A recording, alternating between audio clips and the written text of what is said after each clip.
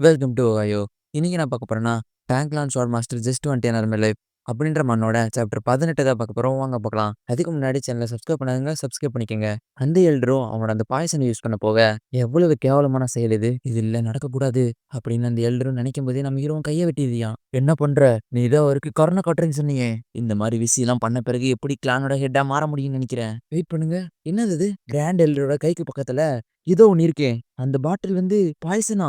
இது கிராண்ட் எல்டருக்கு ஒரு அசிங்கமா இருக்கும். அத நீங்க நெனச்சு கூட பார்க்கலையா? சரண்டர் ஆகுற மாரி சொல்லிட்டு, இந்த மாரி டர்ட்டியா வேல பண்றீங்களே! இது ரொம்பவே பரிதாபமா இருக்கு. எங்களாட எனக்கு கருணை காட்டுங்க. கிராண்ட் எல்டர், நீங்க யங் லீடர கொலை செய்ய முயற்சி பண்ணதுக்கும், நம்ம கிளானோட ரூல்ஸ பிரேக் பண்ணதுக்கும், இதனால நீ ஒரு தேச துரோகின்னு நான் அறிவிக்கிறேன். அதோட உனக்கு நான் மரண தண்டனை குடுக்குறேன். அப்படின்னு சொல்லிட்டு அவன் தலையையும் துண்டா வெட்டிர்றான். இங்க இருக்கிற யாருனாச்சு அவங்களோட அந்தஸ்த வச்சு டேங்க் கிளானோட ரூல்ஸ பிரேக் பண்ணா அவங்க என்னைய தனியா மீட் பண்ணி என்கிட்ட பேச வேண்டிய சூழ்நிலை வரும். டேங் ஃபேமிலி ரொம்பவே வீக்கா போயிட்டு இருக்கு. அத நம்ம சேஞ்ச் பண்ணலைன்னா, டைம் எல்லாத்தையுமே கெடுத்துரும். நான் உங்களுக்கு ஒரே ஒரு விஷயத்த மட்டும் தான் ப்ராமிஸ் பண்ண முடியும். ஆர்த்தடாக்ஸ் டிமானிக் கல்ட் கிட்ட இருந்து நான் டேங்க் கிளான காப்பாத்துவேன். அதோட சுச்சுவான நம்ம கிளானோட ஒரு சேஃபஸ்ட் பிளேஸா மாத்துவேன். அதனால நான் எந்த எல்டர்கிட்டயும் இப்ப கேட்க போறது கிடையாது. ஏன்னா நீங்க இருக்கீங்க இங்க.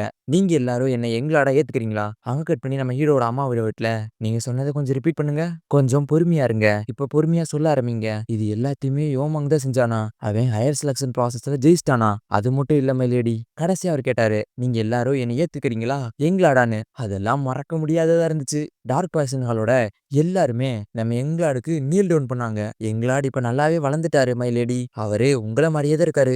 எங்களோட பையன் யோமாங் வேரிங் நீங்க மட்டும் இப்போ உயிரோட இருந்திருந்தீங்கன்னா, நீங்க இப்ப ரொம்பவே ப்ரௌடா ஃபீல் பண்ணிருப்பீங்க. அங்க என்ன நடந்துச்சுன்னு என்கிட்ட மறுபடியும் திருப்பி சொல்றீங்களா?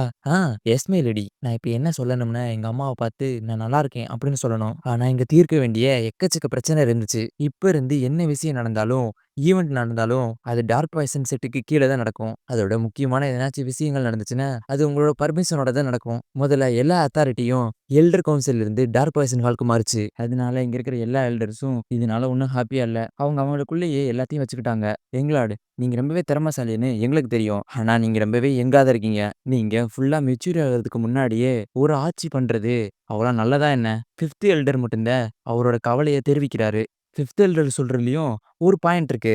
ஆனா இது உண்மையிலேயே என்னோட புத்திசாலித்தனத்தையும், என்னோட அனுபவமின்மையும் யூஸ் பண்ணிக்கிட்டு, அவனுங்க ஆட்சி பொறுப்ப அவனுங்களே வச்சுக்கலாம்னு நெனைக்கிறானுங்க. என்னோட பிரதிநிதியா யார் இருப்பாங்கன்னு வேற ஒரு டைம் அத யோசிப்போம். என்ன? இவன் இதுக்கு அகைன்ஸ்ட்டா இல்லையா? எதுவும் பேச இல்லன்னா, இப்போதைக்கு இங்கிருந்து நம்ம கிளம்புவோம். கண்டிப்பா இவனுங்களோட வழியில இத நான் விடமாட்டேன். தீவிர விசாரணைக்கு அடுத்து, நாங்க அந்த 3 எல்டர் இந்த 10 பாய்சன்ல ஒண்ணான பாய்சன யூஸ் பண்ணியிருக்காருன்னு சொல்லி கண்டுபிடிச்சோம். இது எல்டர் கவுன்சில்ல இருக்கிற எல்லாத்து மேலயும் ஒரு சந்தேகத்தை ஏற்படுத்துச்சு. இதனால 10 பாய்சன டார்க் பாய்சன் செட்டே காப்பாத்தி வைக்கலான்னு அவங்க முடிவெடுத்துட்டாங்க. எல்டர்ஸ் அவங்களுக்கு இருக்கிற அதிகாரத்துல பெரும்பாலானத இழந்துட்டாங்க. ஆனா அவங்களுக்கு இருக்கிற பர்சனல் யூனிட்ட இழக்காம அப்படியே நாங்க வச்சிருக்க சொல்லியிருக்கோம். அது முக்கியம் இல்ல. அதனால நான் அத அப்படியே விட்டுட்டேன். எல்டர்ஸ் அவங்களுக்கு தேவையான பர்சனல் யூனிட்ட அவங்க வச்சிருக்கலாம். ஆனா அதுக்கு தேவையான செலவ அவங்களே தான் பார்த்துக்கணும். இந்த மாரி தேவையில்லாத செலவெல்லாம் இந்த கணக்குல இருந்து நீக்க சொல்லி டெப்யூட்டி ஜெனரல் டைரக்டர்ட்ட சொல்லுங்க. டிராகன் ஸ்லேயர் யூனிட்டும், ஆர்டினரி டிவின்ஷன் யூனிட்டும் அவங்களோட மாஸ்டர இழந்தனால அவங்க எங்கேயும் போகாம இருந்தாங்க. அதனால அந்த 2 யூனிட்டையும் நாங்க இணைச்சு டார்க் பாய்சன் ஹாலுக்கு கீழ கொண்டு வந்துட்டோம். இவங்கள கோட்டையோட வெளிப்புறத்துல இருக்கிற சுவர்கள பாதுகாக்க நாங்க நியமிச்சோம். அதோட அவங்களுக்கு இருந்த ஸ்பெஷல் சலுகையையும் குறைச்சு ஒரு நார்மலான கார்டுக்கு குடுக்க வேண்டிய சம்பளத்த தான் குடுத்தோம். அவங்கள்ல இருக்கிற நெறைய பேரு அதுக்கு எதிர்ப்பு தெரிவிச்சாங்க. ஆனா நீங்க கடந்த காலத்துல இருந்த வாழ்க்கைய மறந்துருங்க. ஏன்னா அதுக்கு நீங்க தகுதி இல்லாதவங்க. நீங்க வேலைய விட்டு போகாம இருக்கணும்னா நாங்க சொன்னபடி செய்யுங்க.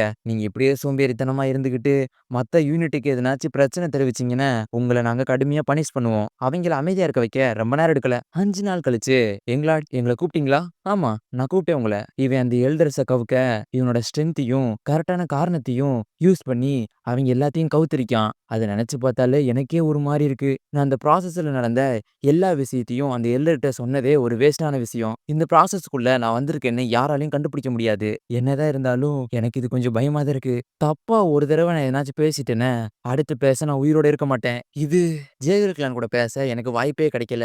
அதனால தான் நான் இப்ப பேச கூப்பிட்டேன். அதோட உங்ககிட்ட ஒரு ஃபேவரும் இருக்கு எனக்கு. இது நான் ப்ராசஸ் அப்ப பார்த்த நம்பர் 28ஆ? நீங்க எதுக்கு ரொம்பவே சர்ப்ரைஸ் ஆயிருக்கீங்க? ஓ! இந்த துணியாலயா? இது என்னோட சபார்டினேட். என்னைய போடணும்னு சொல்லி வற்புறுத்துனானுங்க. இவன் டேங்க் கிளானோட அஃபிஷியல் லீடரா இன்னியும் மாறல. ஆனா இவனோட பிரசன்ஸ் அந்த டேங்க் கிளான் யாரோடதுன்னு காட்டுது எங்களுக்கு. இது உங்களுக்கு நல்லாவே சூட் ஆகுது. சரி. ஆனா எதுக்கு சொல்றீங்க? சரி, அதெல்லாம் இருக்கட்டும்.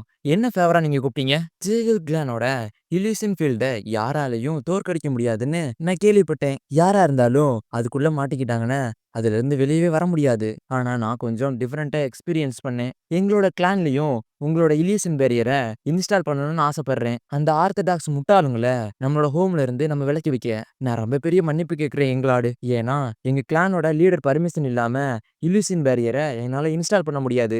ஏன்னா எங்களோட ஃபீல்ட்லயே நாங்க இன்ஸ்டால் பண்ண நெறைய தேவைப்படும். அதோட இல்யூஷன் பேரியர நல்லாவே மெயின்டெயின் பண்ண அதுக்கு தேவையான இல்யூஷன் கேஸ்டர்ஸும் தேவைப்படுவாங்க. இது நம்ம நினைக்கிறத விடவே பெரிய விஷயம். அப்படின்னு அவன் சொல்லிக்கிட்டே இருக்கும்போதே நம்ம ஹீரோவும் அவன் நீடில யூஸ் பண்ணி பின்னாடி இருக்கிற எல்லாத்தையும் போட்டுறான். இது இம்பாசிபிள் அப்படின்னு சொல்லிட்டு அவனும் திரும்பி பார்க்கும்போதே, "என்னடா பண்ணி வச்சிருக்க?"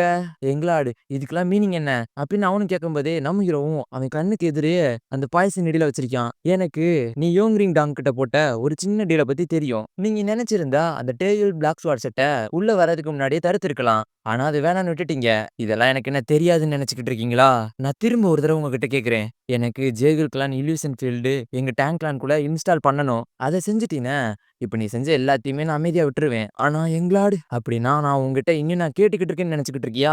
உங்களுக்கு தெரியும்னு நினைக்கிறேன். என் கிளானோட டெக்னிக்ஸ பத்தி 10 மடங்கா திருப்பி தரணும். அது எங்க கிளானோட ரூல்ஸ். அதனால தான் அந்த எல்டர்ஸ் எல்லாருமே அவைங்க செஞ்சதுக்கு பலன அனுபவிச்சானுங்க.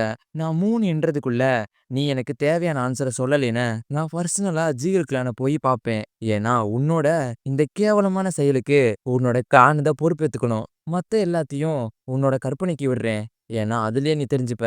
அப்படின்னு சொல்லிட்டு நம்ம ஹீரோவும் 1, 2 அப்படின்னு சொல்றதுக்குள்ளயுமே நான் செய்றேன். ஆனா ப்ளீஸ் என்னோட கிளான் மெம்பர்ஸ மட்டும் விட்டுருங்க. பரவால்ல. சரி நான் உங்கள நம்புறேன். அதனால நீங்க போய் வேலைய ஆரம்பிங்க.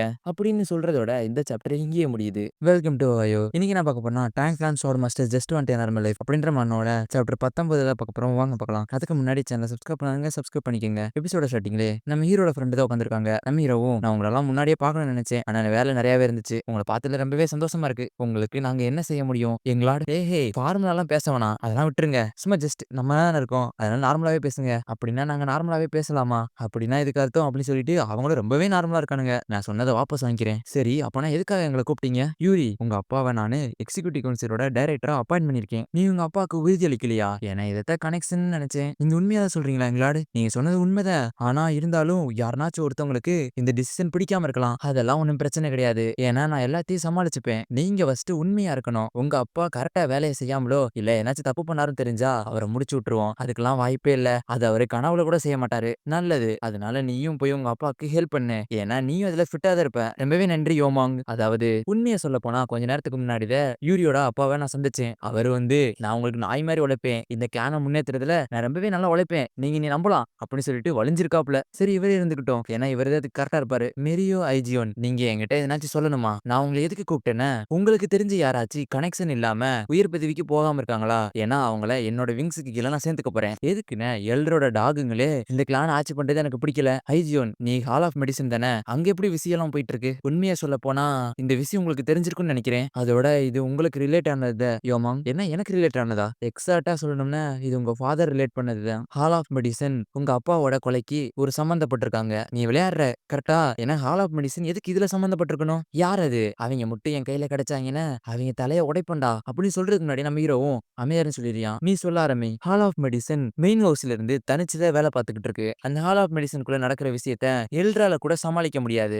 மெடிசனையும் பாய்சனையும் ரிசர்ச் பண்ற ஒரு சென்டர் அதுதான். அதோட பேஷண்ட்ஸ்க்கு ட்ரீட் பண்றது மூலியமாவும் மெடிசின்ஸை விக்கிற மூலியமா அந்த ஹால் ஆஃப் மெடிசனுக்கு ஏர்னிங் வருது. டீமனோட அட்டாக்கு அடுத்து நம்ம கிளான் முழுமையா வீழ்ச்சி அடையாததுக்கு காரணம் ஹால் ஆஃப் மெடிசன் தான். ஏன்னா அதை யாருமே தொடல. அதோட ஹால் ஆஃப் பாய்சனோட 90% ஏர்னிங்ஸ் வச்சத நம்ம கிளான் மொத்தமும் இயங்கிக்கிட்டு இருக்கு. ஹால் ஆஃப் மெடிசனோட ஹெட்டா எங்க தாத்தா தான் இருந்தாரு. ஓ நீ அந்த ஹெட்டை மாத்தினதை சொல்றியா? நீ தெரிஞ்சு வச்சிருக்கியா? கிராண்ட்பா ஹெட்டா இருக்கும்போது ஒரு விசிட்டர் டெய்லியும் வருவாரு. அந்த கெஸ்ட் வேற யாரும் இல்ல. அது உங்க அப்பா தான் யோமாங். டீமன் லார்டோட அட்டாக்கு அடுத்து இருக்கிற எல்லாருமே பாய்சனஸ் ஸ்பீஸை ரொம்பவே மோசமா பேச ஆரம்பிச்சாங்க. ஆனா உங்க அப்பா அதை பொறுத்துக்காம எல்லாரு கூடயும் போய் உங்க அம்மாவோட ஹானருக்காக சண்டை போட்டாரு. ஆனா இன்டர்னல் எனர்ஜி அவருக்கு இல்லாத காரணத்தினால எந்த ஃபைட் எடுத்துக்கிட்டாலும் அவருக்கு தான் பெரும்பாலான அடிபடும். ஒரு பர்சனுக்கு இன்டர்னல் எனர்ஜி இல்லாம இருந்து அவர் இன்டர்னல் எனர்ஜியால தாக்கப்பட்டிருந்தாருன்னு அது அவரோட மெரிடியன்ஸை ரொம்பவே பாதிப்புக்கு உள்ளாக்கும். அதோட ரொம்ப பெரிய இன்டர்னல் இன்ஜுரியும் வரும். இந்த மாதிரி மரண வழியில கூட எங்க அப்பா எங்க அம்மாவை காப்பாத்துறதுக்கு ரொம்பவே போராடி இருக்காரு. அப்பதான் இதுவும் நடந்துச்சு. உங்க அப்பா ஒருத்தர்ட்ட போய் சண்டை போட்டாரு. ஹால் ஆஃப் மெடிசினோட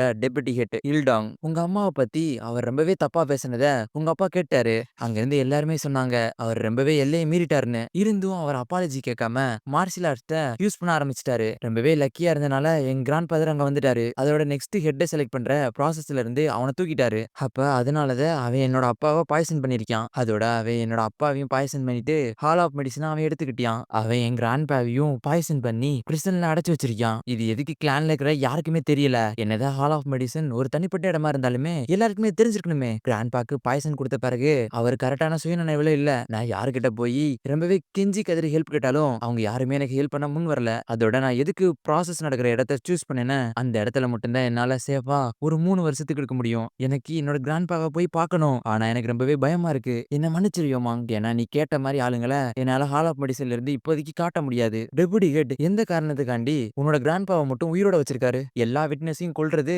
நல்லது தானே? நான் சொல்றது கரெக்டா இருந்தா ஹால் ஆஃப் மெடிசனுக்குள்ள ஒரு எனர்ஜி ஆர்ப் இருக்கு. அது எல்டருக்கு கூட தெரியாது. மேக்மாக்குள்ள ஒரு லெஜெண்டரி பீஸ்ட் வாழ்றதா புராண கதையில சொல்றாங்க. 10 millennia fire graphs energy app. என்னது 10 மில்லினியா ஃபயர் கிராப்பா? அது உண்மையிலேயே இருக்கா? எனக்கு புரியல. ஏன்னா ஒரு எனர்ஜி ஆர்ப்ங்கிறது இன்டர்னல் எனர்ஜியை கூட்ட மட்டும் தானே செய்ய முடியும். இல்ல அது மட்டும் இல்ல. 100 வருஷத்துக்கு முன்னாடி லெஜெண்ட்ல சொன்ன ப்ளீசிங் சன் பிளேஸோட யங் லார்ட் இத வச்சு டிரான்ஸெண்டர் லெவலுக்கு போனாரு. அன்பார்ச்சுனேட்லி அந்த விஷயம் எல்லாம் ஒரு ஹிஸ்டரியா மட்டும் மாறிடுச்சு. ஏன்னா இதெல்லாம் டொமினிக் கல்ட்டோட வேலை. அது என்னதான் மிகைப்படுத்தி சொல்லியிருந்தாலும் உண்மையிலேயே அதை வச்சு டிரான்ஸெண்டர் லெவலுக்கு போக முடியுமா? இந்த ஸ்டோரி வந்து ஈவன் ஜெனரேஷனா பாஸ் பண்ணிக்கிட்டு வராங்க. என்ன இருந்தாலும் அந்த லெஜெண்டரி பீஸோட எனர்ஜி ஆர் எக்ஸ்ட்ரீம்லி பாய்சனஸ். அதை அப்சர்வ் பண்றது ரொம்பவே டேஞ்சரஸ். கிட்டத்தட்ட உயிர் போறதுக்கு சமானம். அந்த பாய்சனை ப்ராப்பரா ரிமூவ் பண்ணி யூஸ் பண்ணாத அது பெனிஃபிட்டே இல்லைன்னா அது வேஸ்ட். அப்படின்னா ஒரே ஒரு பர்சனால மட்டும்தான் அந்த எனர்ஜி ஆர்ப்ல இருந்து பவரை குறைக்காம பாய்சனை ரிமூவ் பண்ண முடியும். அது ஹால் ஆஃப் மெடிசனோட முன்னாள் ஹெட் உன்னோட கிராண்ட் ஃபாதர் கரெக்டா?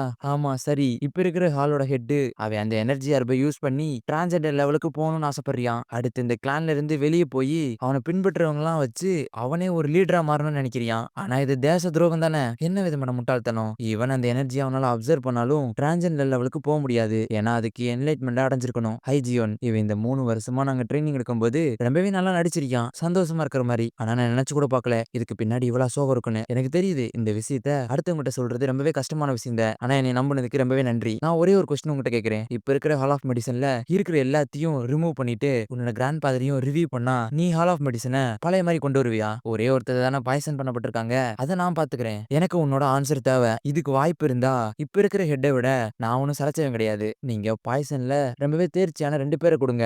நான் உனக்கு டீச் பண்றேன். சரி இதைத்தான் நான் கேட்கணும்னு நினைச்சேன். மேரியோ நாங்க போயிட்டு வந்துட்டு அதுக்கு அடுத்து உன்னைய பத்தி பேசுவோம். சரி ஓகே. சரி அப்படின்னா போவோம். இன்னும் இப்பயே வா. நீ வந்ததுல இருந்து உங்க அம்மா கூட இனி பார்க்கல. அவங்க புரிஞ்சுப்பாங்க. ஏன்னா எங்களாடுக்கு நிறையவே வேலை இருக்கு. ரொம்பவே முக்கியமா என் ஃப்ரெண்ட் இந்த மாதிரி கஷ்டத்தை அனுபவிக்கும் போது நான் எப்படி சும்மா உட்காந்துருக்க முடியும்? உனக்கு தெரிஞ்ச ஹால் ஆஃப் மெடிசனை மறந்துரு. அது இனி கொஞ்ச நேரத்துல பழைய மாதிரி இருக்காது. அப்படின்னு நம்ம சொல்றதோட இந்த சாப்டர் இங்கே முடியுது.